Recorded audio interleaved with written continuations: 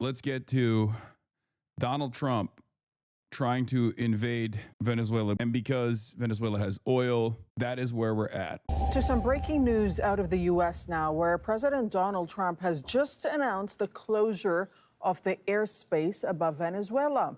Let's bring in Rosalind Jordan, joining us from Washington, D.C. He's announced this in a Truth Social post. Rosalind, tell us what he said and what all this means. Essentially, the post from the U.S. President Donald Trump says that this is a warning to airlines, to pilots, I assume both commercial and general aviation, drug dealers and human traffickers, that the U.S. is declaring the airspace over Venezuela. Of course, the U.S. is not in control of Venezuela, but the U.S. is considering the airspace closed until further notice. It does not say exactly how the U.S. is going to enforce this. What we have seen, but perhaps most famously in the case of the closure of the airspace over Iraq in the from the 1980s on until the wars that began in 2003, was that the U.S. military was charged with patrolling the airspace around the Iraqi borders in order to prevent any air traffic from crossing or going in and out of that country. We do not know if that is going to be the case here with the United States. It had been reported on Friday by the New York Times that late in the week of November 21st, a little more than a week ago, the U.S. president apparently had an unreported phone call with Nicolas Maduro, the Venezuelan president, where it's... Yeah, he said Trump and Maduro discussed Venezuela's demands for a general amnesty for Maduro, his senior aides, and their families. Trump told Maduro that if he didn't leave willingly, the U.S. would consider other options, including use of force. I can't wait for the liberals and Republicans alike to say that, oh, it's actually better to forcibly take out Maduro, or it's actually better that our peace president was able to successfully intimidate Maduro into submission and install a puppet leader in Venezuela so that we can just take over their natural oil reserves. There is no such thing as like leave voluntarily or we will bomb you. What is the fucking voluntary function there? Leave voluntarily or we'll destroy your entire country. It's not exactly, that's not really there's no real options there, you know? That's just, we're going to bomb the shit out of your country. And of course, the very same losers that wrote extensively on regime change in Iraq, regime change in Iran, are now advocating for regime change in Venezuela. Shouts out to Bret Stephens of the New York Times. Now, you might be wondering, how did Bret Stephens get this wrong every single time? And how does he still have a job? It's because of this willingness to demand more American imperialism. That is the reason why he has a job at the New York Times to begin with. These are not, these statements are not seen as failures in analysis, but instead propaganda, necessary propaganda from the Gray Lady, the paper of record, the New York Times. He's just doing his fucking job. Can you check the comments? U.S. military intervention is a horrible idea. I'm not really sure what kind of military action Brett is envisioning. Airstrikes, that won't work and could cause a rally around the flag effect. Limited ground invasion of Caracas and its immediate environs. This isn't Panama City. Too big and a result of very risky for U.S. soldiers. Full-scale invasion, not with 15,000 troops. Democracy and relief from long suffering endured by the Venezuelan people will not be brought about by another regime change nation-building operation with deployment of our troops from U.S. Southern Command, stationed in Doral, a.k.a. Doralzuela, based on elite exiles. The first wave established their faithful Trump voters. This is not Trump instigated, but Secretary of State Marco Rubio's plan to go into Venezuela first. Trump is a deal maker. He believes in escalation to negotiate. Indeed, diplomacy is the most viable way to make changes with a concomitant lift of sanctions that affect the poor. Rubio is friend and ally to Nobel winner Maria Machado, who has demonstrated through her actions to be all in for violence and right-wing rule, exhibited in the 2002 coup attempt against Chavez. Her signing Carmona decree that would dissolve Congress, constitution, violent protests where right-wing killed civilians in 2014 and 2017, and now rallies in Madrid for Trump-style sweep of Europe. She's openly aligned with Bolsonaro, Milei, Netanyahu. America first. Make it a reality, not a cover-up to promote the spread of fascism. Use our taxpayer money to fix the problems at home first, not abroad. We need regime change here, perhaps. I'm telling you right now, this is precisely the reason why any fucking Democrat that makes a big fuss about this is going to do LeBron numbers. And yet the Democrats are also a part of this uniparty because American foreign policy is uniparty, just like private healthcare is uniparty. There is bipartisan consensus on capitalism. There's bipartisan consensus on imperialism. Okay? This does not need to happen. And I'm not speaking to the politicians when I say this. I'm speaking to you, the average American person, the average American voter, when I'm speaking to you about this. Okay? This does not have to be the case. People need to make a bigger fuss about this. People need to force their politicians to make a bigger fuss about this. AOC needs to be out and about, getting ahead of this movement, being a leader in this movement, if she has ambitions of higher office, for example. Anyway, let's continue. According to those who were sourcing the story, the two men were talking about perhaps having a face-to-face meeting here in the United States and were perhaps discussing ways to try to reduce tensions between the two countries. The U.S., as our viewers know, has been very angry with Venezuela. It blames Venezuela not just for fueling what the U.S. calls an unprecedented migration crisis, but also by fueling the fentanyl addiction crisis here in the United States by efforting the trafficking of that illegal substance into the U.S. territory and resulting in the addiction and deaths of hundreds of thousands of Americans. The U.S. has also long been very unhappy with Nicolas Maduro being the president of Venezuela. The Biden administration had considered his reelection in 2024 to be illegal. The Trump administration has continued that posture and has strongly signaled that it would like to see Maduro removed from power. So, Rosalind, what do we think this all means? I mean, and especially considering that over the past few weeks, there's been... we want to tackle the fentanyl opioid overdose crisis in the United States of America, so we're just going to bomb a country that has nothing to do with it. This is cool. An increase, I would say, in the number of military personnel in the region. Well, it's probably not a good sign for the Venezuelan government, if I were to speculate.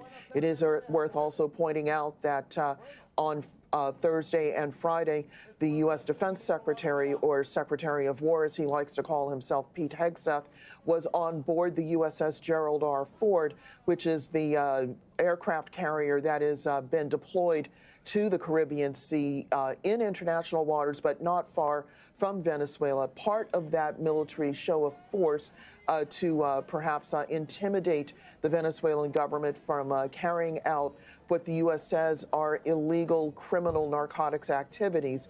But this is certainly part of that context. Does that mean that military action carried out by the United States is imminent? We can't say that, but certainly it's one more piece of circumstantial evidence that the U.S. is trying to put very overt, very blatant pressure on the Venezuelan government and not just use diplomatic language to try to change course in that country. Trump doesn't have the political capital for an invasion, could easily destroy his admin and legacy. This is why I suspect pressure campaign, but they could just go all in.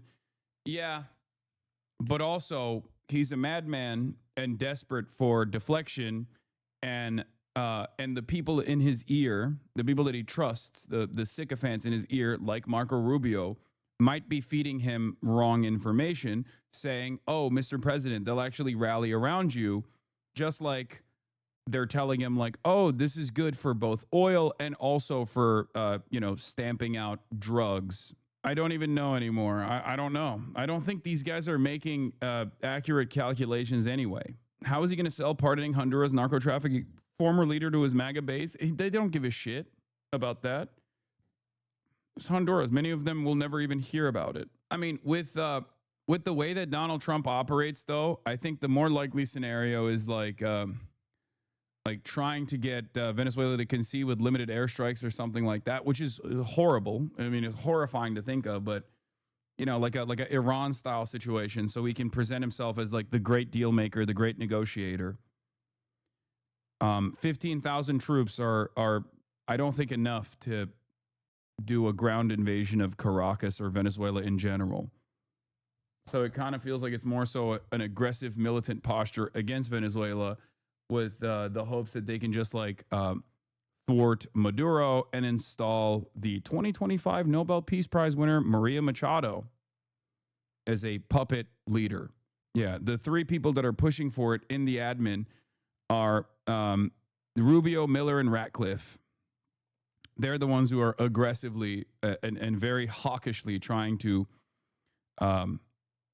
do regime change. To all airlines, pilots, drug dealers, and human traffickers, please consider the airspace above and surrounding Venezuela to be closed in its entirety. Thank you for your attention to this matter. President Donald J. Trump. That's how he announced it. Yeah. Trump administration officials assert Venezuela's leader, Nicolas Maduro, sits atop a cartel network. He has insisted the country does not export drugs. Keg's Breath has no ideological interest in this beyond being a dick rider of Donald Trump and fulfilling whatever ambition that Donald Trump has here. This is an older story all the way back in September, by the way. The push by top aides to President Trump to remove Nicolas Maduro as the leader of Venezuela has intensified in recent days, with the administration officials discussing a broad campaign that would escalate military pressure to try to force him out. Anyway, the alleged National Guard shooter now faces a murder charge, U.S. attorney says, because one of the two National Guardsmen that he shot succumbed to her wounds and died. So there's that. Investigators executed a search warrant at the suspect's apartment in Bellingham, Washington State, about 80 miles north of Seattle Thursday. The Afghan national served with a CIA-backed unit during the Afghanistan war. Authorities are still searching for a motive behind Wednesday's ambush-style attack. 20-year-old specialist Sarah Beckstrom died from her injuries. 24-year-old U.S. Air Force Staff Sergeant Andrew Wolf remains in critical condition. Nicole Skanga is following the investigation. Nicole, good morning. Good morning, Lindsay. Intelligence analysts are combing through the suspect's digital footprint for any signs of foreign influence or radicalization. So far, sources tell CBS News there have been no confirmed links to extremist networks. The suspect remains in the hospital on a ventilator, which is creating challenges for investigators trying to probe him for information. New video of the ambush shows the suspected gunman raise his revolver as a National Guard member sprints down the street. Seconds later, returning fire. Somebody drove across the country, came to Washington, D.C. to attack America. Officials tell CBS News the 29-year-old suspect carried that gun, registered to a deceased man in Washington state, thousands of miles cross-country. 29-year-old Rahmanallah Lochinwall served for 8 years on a CIA-backed Zero unit. CIA trained him well, right? I mean, yeah, this is a CIA-trained killer, yes. Paramilitary force fighting the Taliban. U.S. and Afghan officials tell CBS News he suffered from PTSD as a result of his experiences. There are certainly many more charges to come. The suspect now faces first-degree murder charges. West Virginia Governor Patrick Morrisey. I can tell you that there are a lot of people that are very, very angry about what's happened, and they want to make sure that justice is done. And Do you believe the death penalty should be pursued? look, I think when people commit the most grievous of crimes, that the death penalty should always be on the table. CBS News has obtained this photo taken when the alleged gunman first entered the U.S. in 2021 through a Biden-era program dubbed Operation Allies Welcome. But he was granted asylum last April. In Washington, dozens of emergency vehicles processed downtown, carrying the body of 20-year-old Army specialist Sarah Beckstrom in the pre-dawn hours Friday, as National Guardsmen line the streets to salute one of their own. It's a tragedy. Marcy Vaughn worked with Beckstrom at a West Virginia behavioral health center. Her coworkers will tell you that she had a great sense of humor. She liked to laugh. Beckstrom's father, Gary, mourned her passing on social media, writing, "My baby girl has passed to glory." I'm trying to send a message that West Virginians are going to stand strong behind the Guard, behind these families, and behind these people, these brave, courageous, young men and women. As the state grieves a national tragedy. Governor Morrisey also told us that Staff Sergeant Andrew Wolf is fighting for his life. The governor would not rule. 10 to 15 years down the line, maybe we'll have some CIA-backed death squads from Venezuela that we bring into the United States of America after the civil war ends in Venezuela and the Venezuelans actually purge or force the United States occupation to leave Venezuela. And then those guys will end up doing similar things on U.S. soil when they also have a really hard time surviving and are crippled with PTSD that they have from all the unimaginable crimes that they did at the behest of the CIA and American imperialism. But this time it will be different, okay? It'll be different. It will be Venezuelan style, which is totally different. President Trump is intensifying his immigration crackdown after his administration says the National Guard shooting suspect should have never been allowed in the U.S. Trump is spending the holiday weekend at his Florida resort. Weijia Jiang is traveling with the president. Weijia, good morning. Good morning to you, Vlad, and good morning to everybody. In response to that shooting, President Trump has announced new policy proposals to curb immigration, even threatening to expel migrants who are already here in the United States who are not a, quote, net asset to the country. President Trump blames the Biden administration for allowing the shooting suspect into the U.S. There was no vetting or anything. They came in unvetted. And we have a lot of others in this country. We're going to get them out. CBS News' Nancy Cordes pressed Trump on what his own administration found about the more than 76,000 Afghan nationals who entered the U.S. after the chaotic end to the Afghan war in 2021. Your DOJ IG just reported this year that there was thorough vetting by DHS and by the FBI of these Afghans who were brought into the U.S. So why do you blame the Biden administration? Because they let them in. Are you stupid? Are you a stupid person? Because they came on a plane along with thousands of other people that shouldn't be here. And you're just asking questions because you're a stupid person. The Department of Homeland Security now says it will be reviewing all asylum cases approved under the Biden administration. And officials tell CBS News the Trump administration has directed that all current asylum decisions be paused. A DHS official tells CBS News the suspect's asylum case was approved under the Trump administration earlier this year. When it comes to asylum, when they're flown in, it's very hard to get them out. Trump also announced he would permanently pause migration from, quote, third world countries and called for a review of all green card holders from 19 countries of concern, including Haiti, Iran, and Afghanistan. Sean Van Diver is an advocate for Afghan migrants. This shooter is solely responsible for this period. My number one concern is that all these 195,000 Afghans that came here during the last administration are going to be painted with the brush of this man. And in a new announcement, President Trump says he is canceling all executive orders that former President Biden signed using an Autopen instead of his hand. Trump, without evidence, claims that when the Autopen was used, Biden was not involved. Biden has repeatedly addressed the attacks on his use of the Autopen, insisting that he was the one who made decisions when it came to executive orders, pardons, and legislation. Lindsay? Weijia, thank you. They've literally asked Trump why he pardoned the BitConnect guy after the BitConnect guy gave him after he was involved in his cryptocurrency rug pull. And he just straight up said, I don't know. This might come as a surprise to you, but I don't know anything about the guy. Same time, he's also... Or not BitConnect, sorry, Binance. I apologize. I fucked it up. The Binance guy, not the BitConnect guy. So... for him to be like, yeah, Biden was using the Autopen for pardons is really funny. Also going after former President Biden's executive orders and pardons signed by the Autopen on Truth Social. He writes, I am hereby canceling all executive orders and anything else that was not directly signed by crooked Joe Biden because the people who operated the Autopen did so illegally. Joe Biden was not involved in the Autopen process, and if he says he was, he will be brought up on charges of perjury. Thank you for your attention to this matter. Yeah, and you look at just the sheer volume of the Autopen, 88%, I believe, were Autopen. He will be brought up on charges of perjury is so, I don't think that's how it works, you know?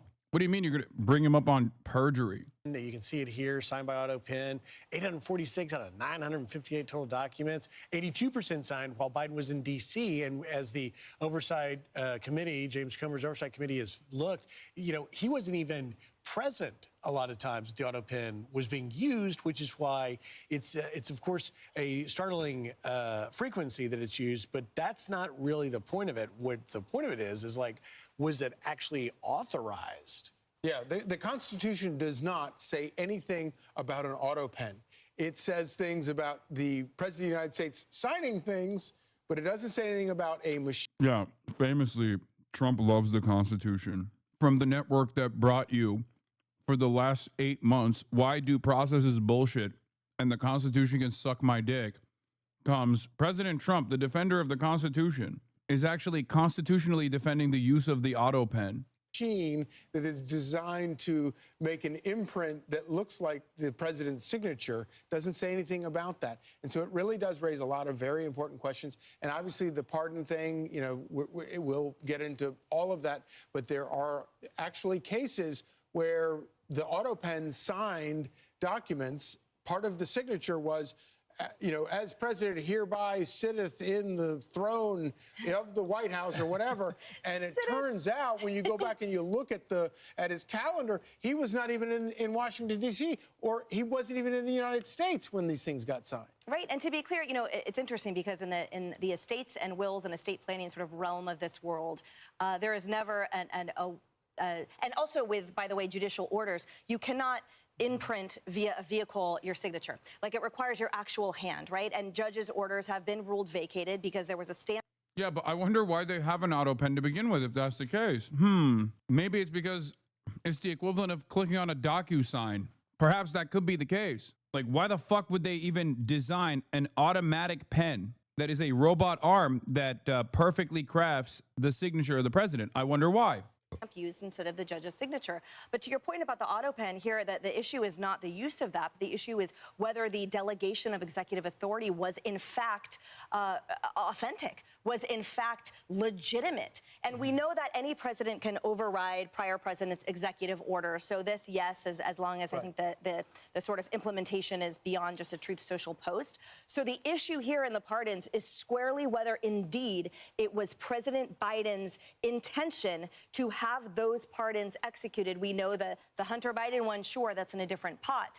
But the issue is whether in the cases of the auto pens, whether Biden's mind was even involved. I spoke earlier with Andrew Cherkasky, the constitutional law attorney, who said that Trump can indeed terminate those Biden orders, but it's something else to say about the pardons. Watch.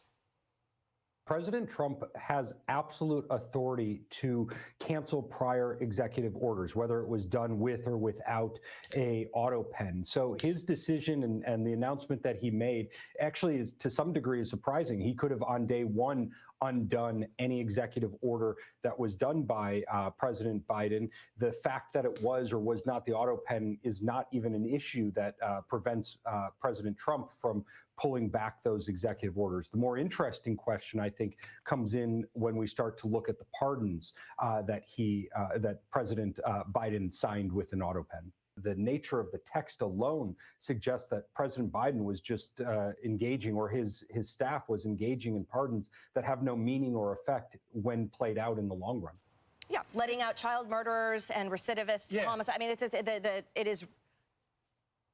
What word am I using for that specific? It is appalling to see the individuals whose sentences were commuted and pardoned. And think about how many lesser documents we as just citizens have to get a notary public to sign, where the notary is sitting there looking at your driver's license. Dog, he's the president. What are you talking about? His farts are matter of public record. Like, what is happening here, man? What is this fucking argument? Oh God, this is the dumbest.